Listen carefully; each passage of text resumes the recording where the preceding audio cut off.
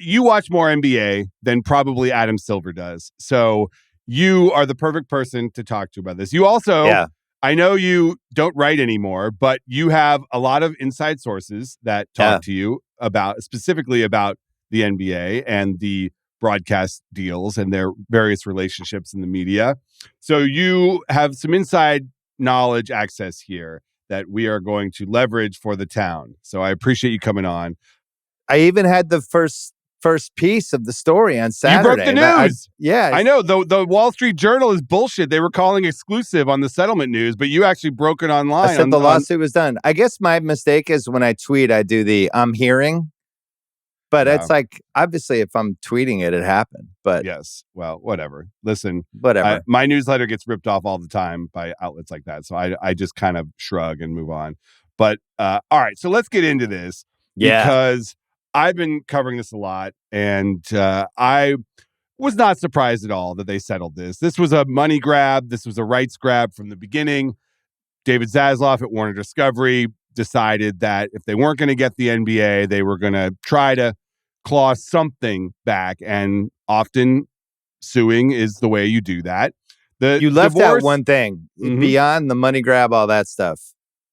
This was a rich guy power play squeeze. That was the underrated rich guy piece are you talking this. to? I'm talking about all the NBA owners who were on the committee deciding where the next media rights deal was going to go, plus Adam Silver. And the problem and the reason this got settled was because if this actually went to a lawsuit, you have discovery of phones and emails. Yeah. And none of these guys who are on the committee, these billionaires who are like, sure, I'll help out, figure out the deal. All of a sudden are like, wait, I have to turn my phone over for my last 3 years of stuff, my texts, my emails. I'm just going to turn that over to a random party. Adam Silver's going, wait, I have to turn my iCloud over to whoever. I'm not doing that. So you knew this was going to get settled because Zaslav was doing the rich guy iCloud squeeze, which I think he might have invented. He's pretty good at that for sure. Although he is also a rich guy who likes to text people. So his stuff would have been turned over as well, but probably not as interesting. Yeah, well, he was like, I don't care. If I'm going down, we're all going down. So I think that was the philosophy. The other thing here is that Adam Silver clearly does not like David Zaslav or any of the new Warner Discovery people because they had relationships at the NBA that went back a long time with the people that Zaslav fired and got rid of. I mean, I'm looking at a quote from Adam Silver where he says, it wasn't a long-term relationship with the people currently running Warner Brothers Discovery. Ideally, in these partnerships, people aren't pulling out the contract and saying page 8, paragraph 3. You're saying you understand the spirit of what you were trying to accomplish and that you're willing to adjust based on changes that might have been unpredictable. I mean, that's basically saying, really, we're going to go to the minute language of the contract here. You're not going to act like a man and stand up and say, how do we work this out? Well, and fundamentally, he didn't have a case because all he had to do was match his side of the piece. He allowed them to create the third streaming only thing that Amazon bought. Zaslav or because ESPN and Warner had to sign off on a third package. They had the matching rights to these two packages, and Adam went to them and said, "Hey, I want to also have this streaming package." I think at that point everybody thought it was going to be Warner and ESPN, and then you add the third streamer.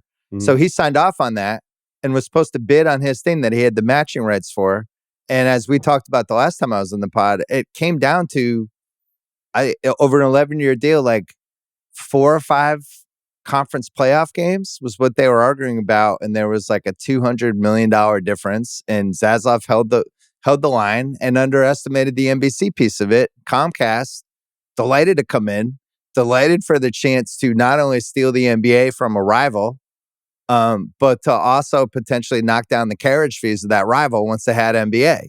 Yeah. So the fact that he didn't read that part was the mistake.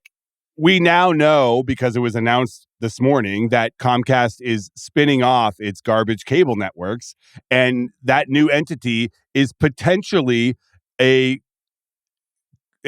consolidator of all cable networks, including the Warner Discovery network. So if they can weaken TNT by taking the NBA and putting it on NBC, which Warner doesn't have, they don't have a broadcast network to match that, then that makes Comcast even more stronger. So there was a strategic thing going on here.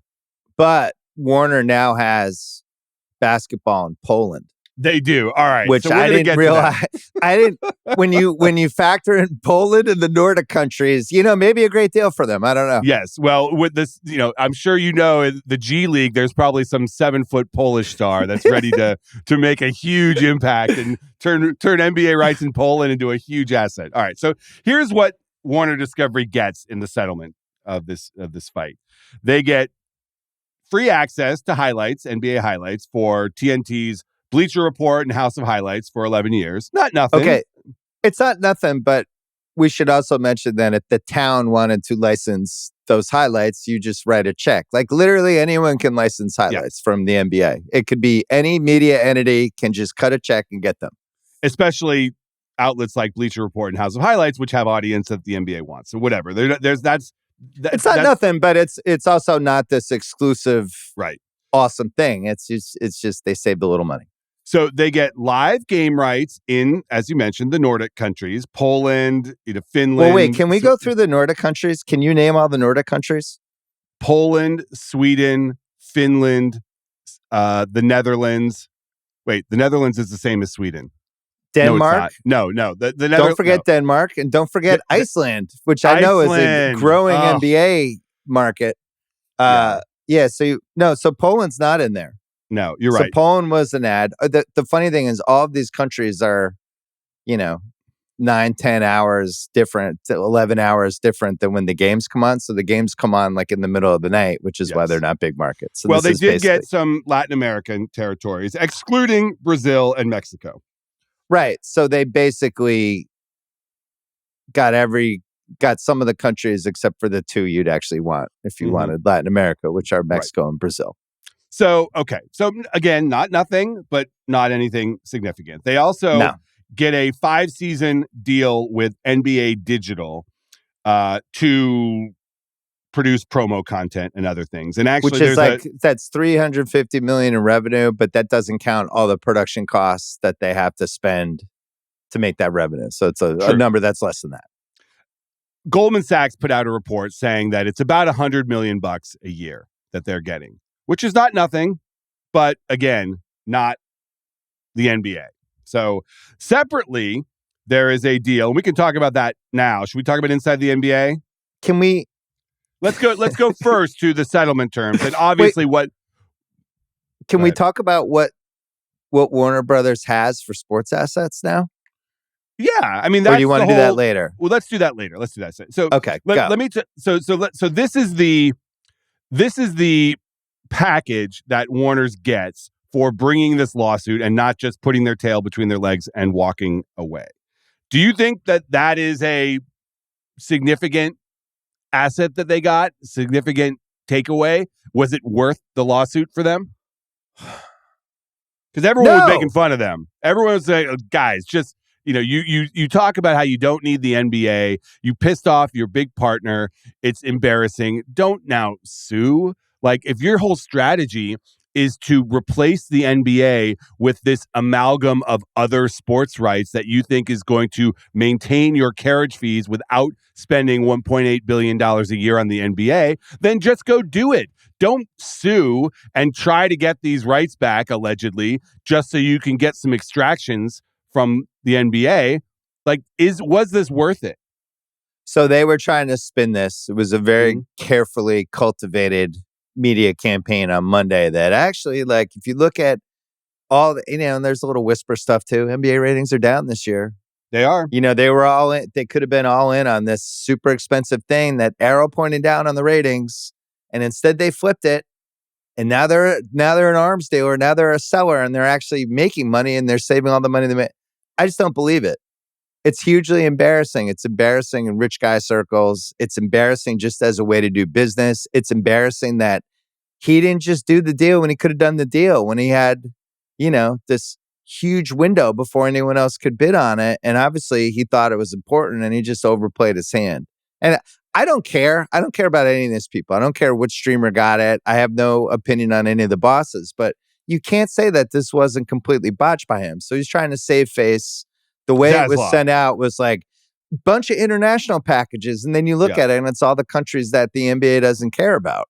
Yeah. So you have that. And then on top of it, you have this inside the NBA licensing thing, which, I think we should talk about. Which we'll get to. I also think that was misreported. Yeah, my note on that is only that, yes, Zaslav looks pretty small and petty here, but he is in a tough spot. He's not in the spot that Disney, Comcast, Amazon are in. He doesn't have other businesses. He only has cable and studios and a streamer. That's it. So anything that he can claw away is probably worth clawing away for him.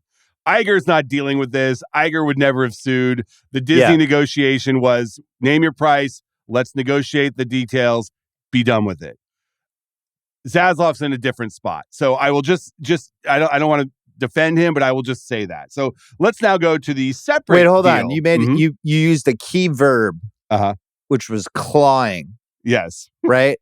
So you think 5 years ago, Warner Brothers Discovery, they have HBO, they have all these sports rights. And at that point, it feels like it's going to be a pretty good battle between all these streamers, right? Disney, Amazon, Netflix, go on down the line, Warner, Paramount, Peacock. It just felt like, all right, here we go. Who's going to win this thing? And now we get to the end of 2024 and Zaslav loses the NBA. He's licensing out the number one property that anyone associates with TNT or TBS, which is inside the NBA.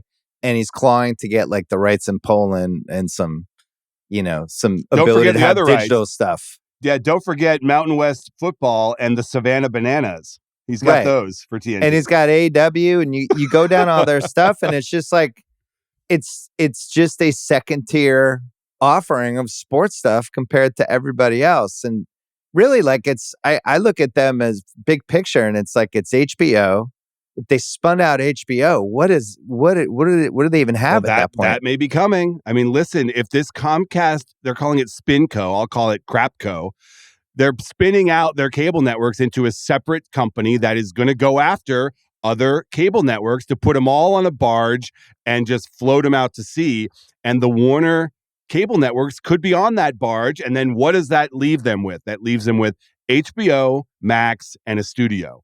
That's not a bad little asset. Somebody would want to buy that, or that could survive as a smaller Fox-style media company.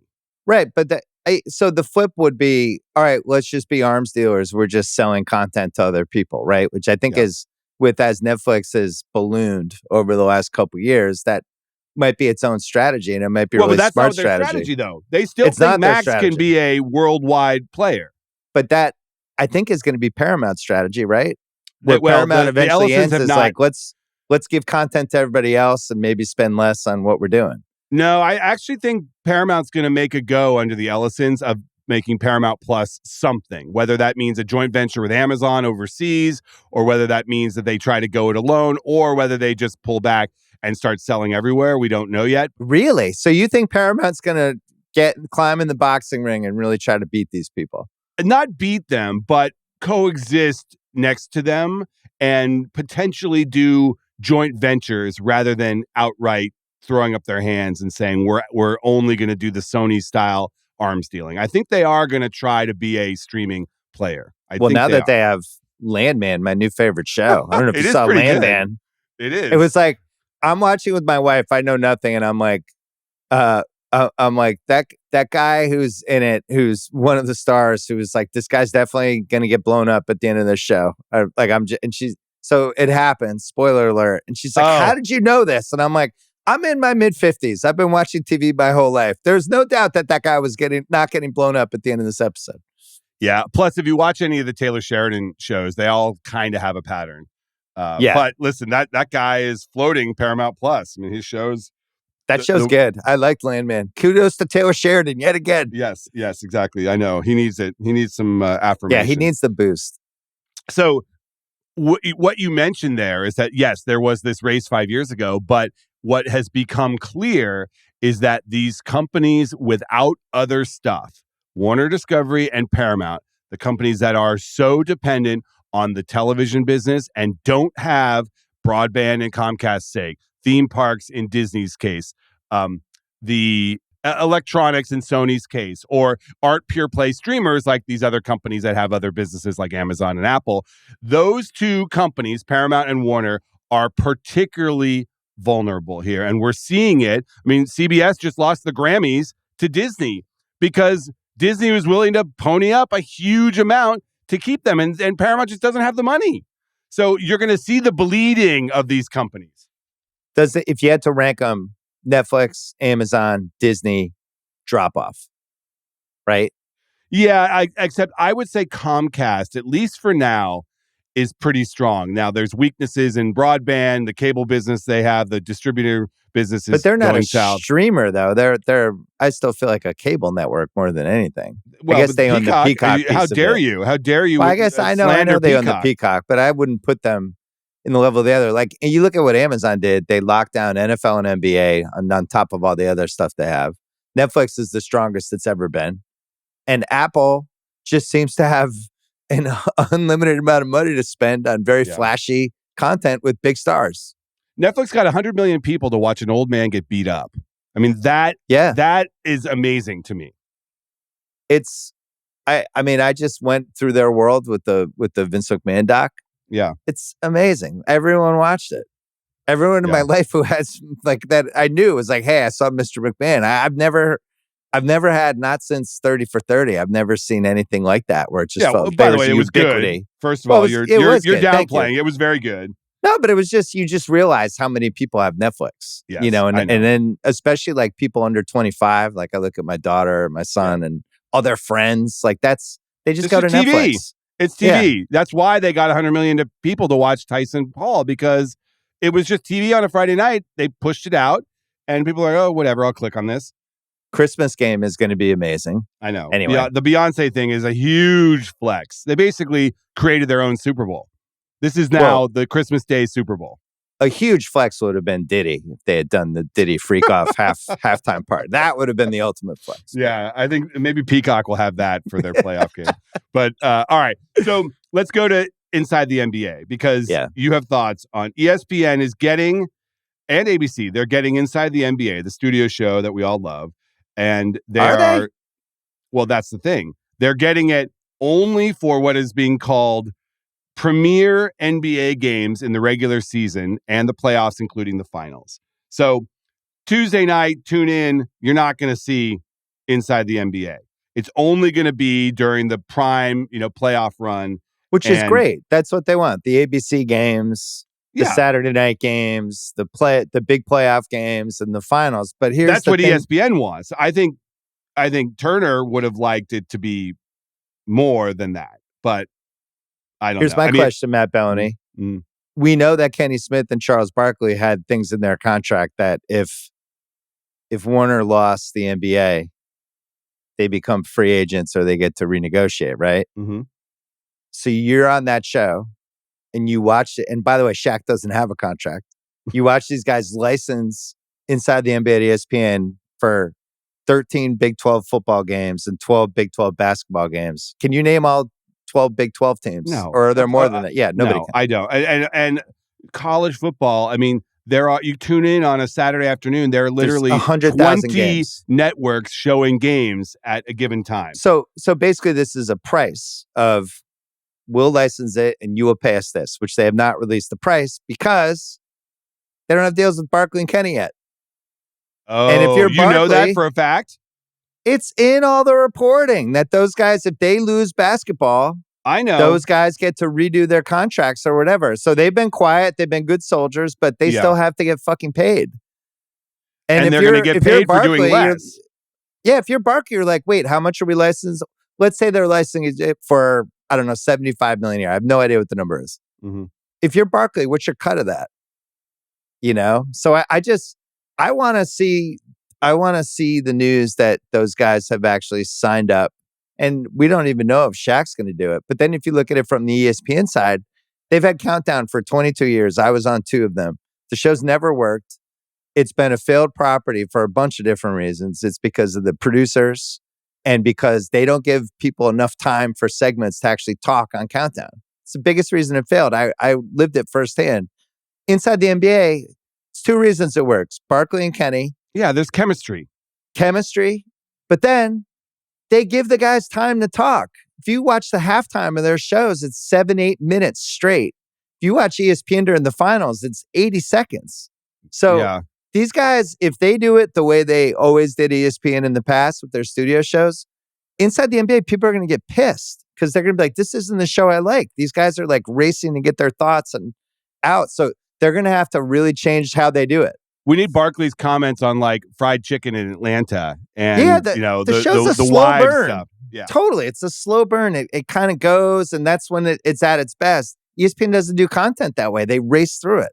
But TNT is still producing the show, right? Yeah, I was going to say, Turner will be producing this show, and they have full editorial control, they say.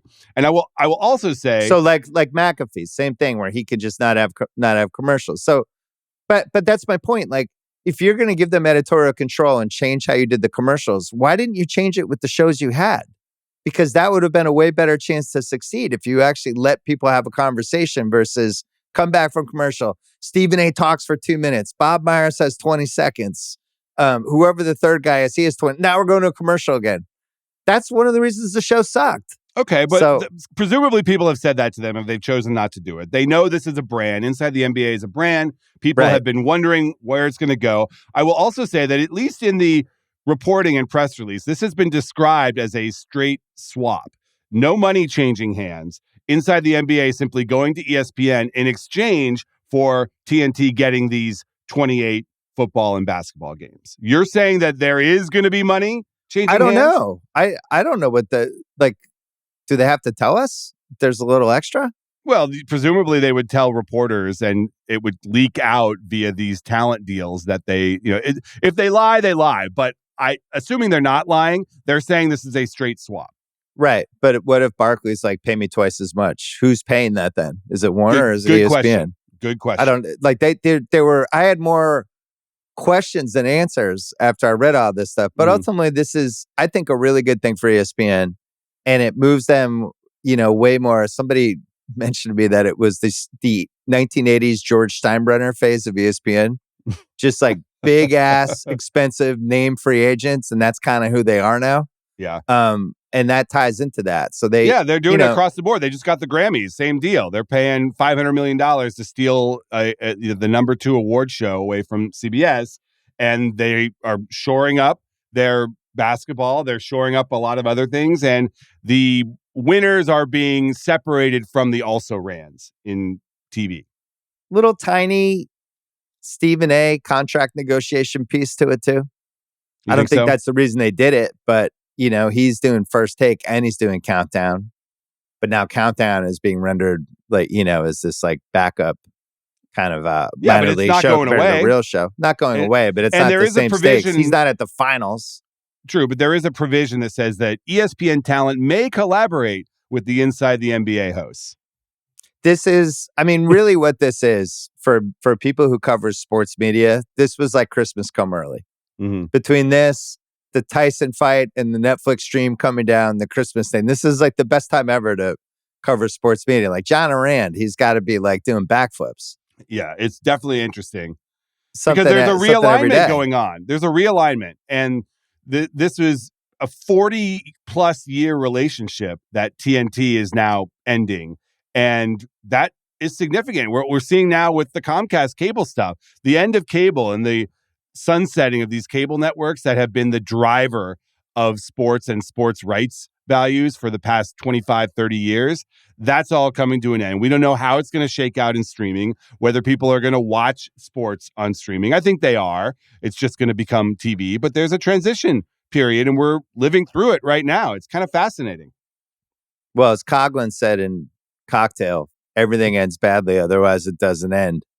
I am startled by Turner just losing the NBA. It's a massive deal. This was one of the best relationships we had in any professional sport. And it was something that I think Adam Silver is really loyal to his partners, and it almost like to a fault sometimes. And he just was always assumed this was going to be Disney and Warner, and then they'll cut out this streamer thing. And I think the fact that this didn't work out with TNT and Warner is kind of amazing. It really had to get super fucked up for this not to work out, which I think is what it did. But it just came down to. I think the moment the new team came in at Warner and fired all the old TNT sports people and started scrapping finished movies and firing people and cutting the marketing budgets at HBO and all this stuff, I think the NBA looked at that and said, what are we doing here? Cable is not where the young people are anyway. Max is an unproven commodity. We gotta at least look elsewhere. And they want a broadcast network. The NBA is getting 2 nights of primetime broadcasts on NBC. That is impressive. They currently have 0. Right. Well, there's a big picture thing about the NBA about, and that ties in the ratings. I talked about it on my podcast last week. The content, there's too much of it and it's too available. And there's nothing special about it. Like I heard, was driving home and Sean Grande, the Celtics radio announcer, was talking about the Celtics schedule. And he said 30 of the last 60 Celtic games are on national TV. Think about that. Yeah. Half of their games are going to be on national TV for the last 3/4 of the season. And it's just like with the 82 game schedule, which just would have been the perfect chance for them to cut back on and try to make it a little more special when the NBA comes on. They just didn't. So I think the ratings are going to keep going down for the games. And yet I still feel like the interest is there. I still feel like people care, like especially the Lakers. Dalton Connect. Now that Dalton Connect is a member of the Big Three with LeBron and AD, we got that. But I think it's moving into a different phase in general, whereas the NFL seems to be just gaining strength. Yeah, and they are. Everyone else, baseball had a great playoffs because the Yankees-Dodgers. Like that was amazing. They'll probably never be able to replicate that. It's so situational. NFL is not situational. It doesn't matter who the teams are. You could have Chargers, Bengals on a Sunday night. You right the black sheep LA team against the team from Cincinnati, and it's a water cooler game that everyone talks about the next day. You just can't compete with it. Yeah, it's Bill, amazing. I have a question. Do you think the NBA ratings decline has anything to do with the fact that the 2 most popular stars are playing on the West Coast, Steph and LeBron, for the last 5 years? I don't. I think they've had their under 30 class of superstars, which we talked about in my pod last week. It's all foreign guys, and those guys just don't resonate the same way. That the 3 unicorns from this century for the NBA were Kobe and LeBron and Curry. Those were like American grown stars that all were in these unicorn situations, right? Kobe ends up on the Lakers as an 18-year-old. LeBron gets more fanfare than anybody that's come into the league in the last 40 years and actually lives up to it. And then does the decision, which pushes him to a whole other level of notoriety. And then, Curry basically recreates how basketball is being played with the 3-point shooting and just becomes a phenomenon and beloved by kids. There's nobody under 30 that I feel like even has a chance to replicate that right now. Maybe Anthony Edwards, but he's in Minnesota, and I don't know how they're going to do it. It's Wembanyama is going to be the next Curry. I don't see it. All right. I do want to get into this question of the sports rights that Warner Discovery does have, because let's do it. Replacing the NBA, they have put together a murderer's row of B and C level sports rights. There's the Mountain West football.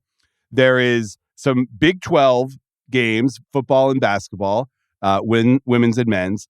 There is the French Open. There's some NASCAR. What else am I missing here? NHL. Yes, they do. There's some MLB. They still have half of March Madness, and they do have some MLB.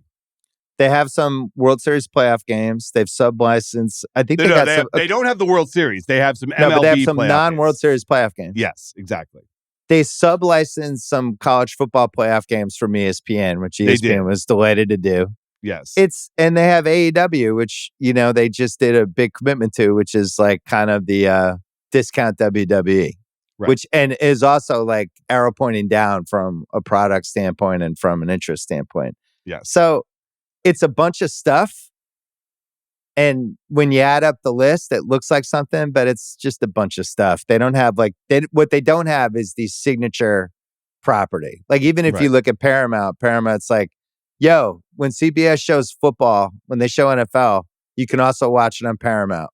And they also have the Premier League stuff, right? And the Masters. Right. NBC, it's like, hey, Peacock, you can watch any NFL game on Peacock. Sunday Night Football, knock yourself out. It's also on Peacock. So it's at least these tentpole properties to put on the front page when they have that montage of faces. Yeah. And it's like LeBron James and Patrick Mahomes. And what is the montage for WBD? It's like some college football player. Yeah. Yeah. Generic college football player, generic NASCAR driver. It's what's that guy's name? The MJF, the star of the AEW. His face is on there. See, that is your world, not mine. I did not even know. Yeah. Alcaraz. Yeah, like, I know. I mean, maybe Aaron Judge. Here's the thing, though. You and I look at this and we see garbage. All they care about at Warner Discovery is maintaining the $3 price that they get for TNT. And are any of these cable carriers going to drop the price or drop the network entirely when they do have enough?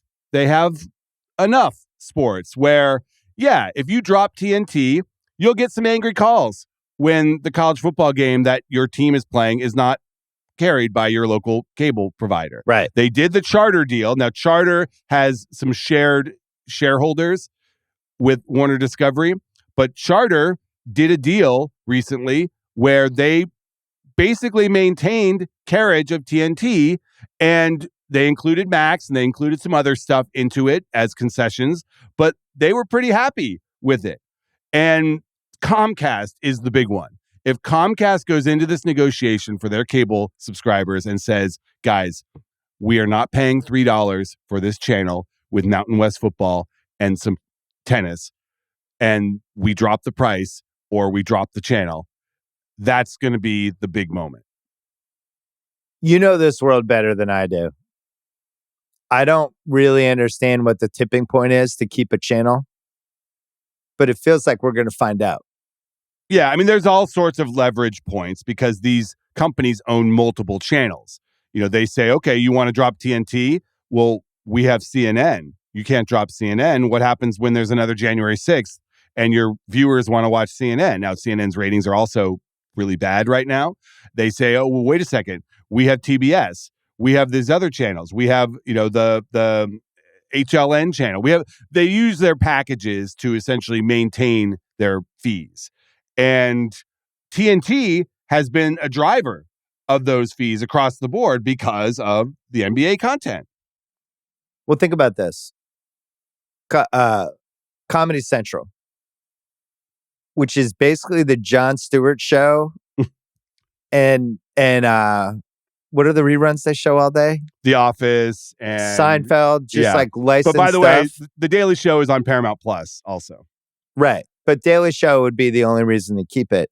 I'm looking at all the assets they have, and like, why wouldn't I just not have it and then get it for March Madness for 2 weeks and then cancel it again? Right. Yeah. Why wouldn't I? Or if I'm an MLB playoffs guy and my team made it, it's like, oh, I live in LA, I better get it. But there's nothing that really jumps out to me. The French Open's on, 4 in the morning. You're a sophisticated consumer. Most people don't think that way. And it's just the value of the cable bundle is that it's all there. But what we're seeing is that for the most part, all the stuff that matters is on streaming now. So when that's the case, how are you maintaining your carriage fees for your cable channels? That is the question they're all asking. And Comcast just pulled the cord and said, we're just not going to deal with that anymore. We're going to put them in a separate company and they will degrade on their own. Warner Discovery may do that. Their stock was up 5% today. Probably because people are like, oh, now that Comcast is going to have this separate company to conglomerate all the cable networks, Warner will just put their cable networks there. Right. Plus White Lotus is coming back. Good times that's for true. that. I've seen the trailer. It's very good.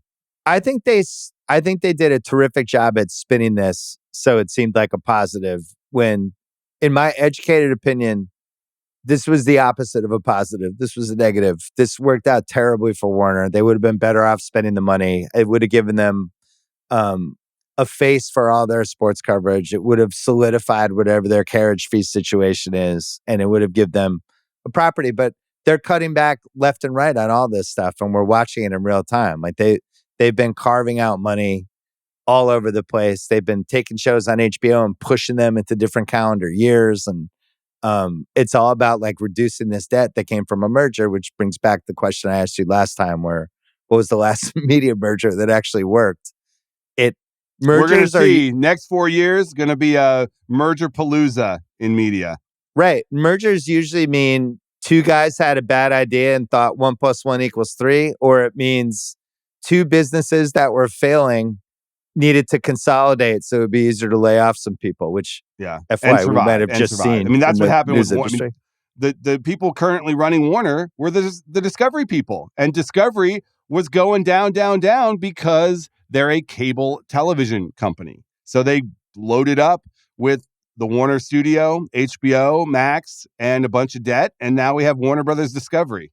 Can I give you the greatest what if of the last 6 years? Huh. What if Apple just buys HBO and overpays for it from the get-go and just takes it out of the Warner thing and gives them some crazy price for it, which wouldn't have been that crazy when you think of what Apple spends on all of their content.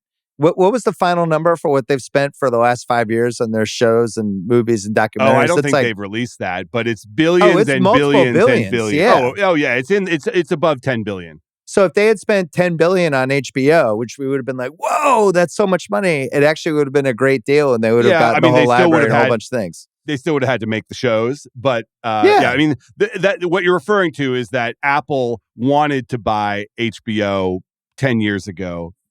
It was less than that. It was like when after Plepler left HBO and like he was trying to shepherd some Apple but they HBO didn't want thing. the cable networks. They just wanted HBO, and Warner was not willing to part with just HBO. It's a great what if, because if they do that, it's probably better for Warner because they would have been flush with cash.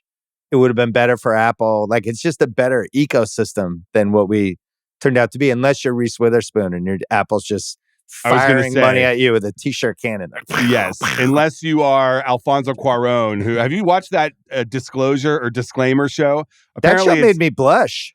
Apparently it's like $175-200 million, that show. Oh my God. I'll tell you, episode 3 was pushed it about as far with the sex thing as I've seen on a TV show in a while. And I'm here for it. I haven't Maybe that's seen it yet. That's surprising for Apple. They're a little bit, they're not HBO. They pull back a little bit on that stuff. Oh, Apple was like, you don't think we can do sex on Apple TV? Huh.